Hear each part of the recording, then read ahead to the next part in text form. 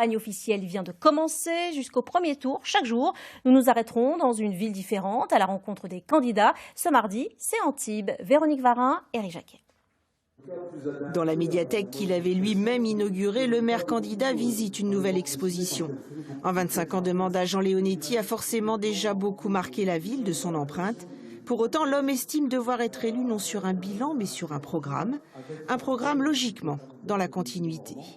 Le projet Marraine d'Alacan en cœur de ville, le projet à Juan-les-Pins autour de la Pinède ou sur la promenade du Soleil, c'est des projets structurants. Jusqu'à présent, on a fait les équipements structurants. Maintenant, il faut faire une structuration de la ville qui la rend plus attractive, en grande partie piétonne, en grande partie accessible. Quant à l'état d'esprit du grand favori, il est à la modestie. Chaque élection est un nouveau challenge et il faut aller au-devant de nos concitoyens. Ça fait 6 ans qu'on fait des réunions de quartier, qu'on débat ensemble. Je crois qu'il faut continuer à le faire. Il n'est pas question de se porter favori et de mépriser les électeurs. Lui se présente comme le principal adversaire au maire sortant. Candidat RN, Tanguy Cornec lui revendique son bilan de conseiller d'opposition pendant le précédent mandat.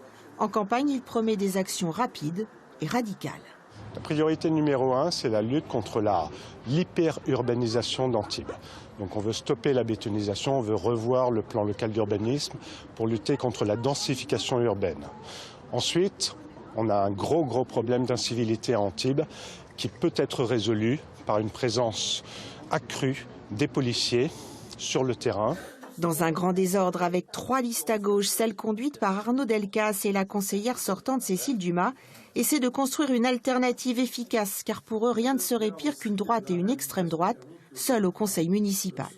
Nous, l'ambition, c'est forcément de faire le plus d'élus possible et éventuellement de gagner. Mais dans tous les cas, il faut qu'il y ait une opposition de gauche et écologiste. Et nous, on va tout faire pour l'emporter. Et si on est élu dans l'opposition, on fera tout pour faire avancer sur les dossiers sociaux et écologiques nos idées.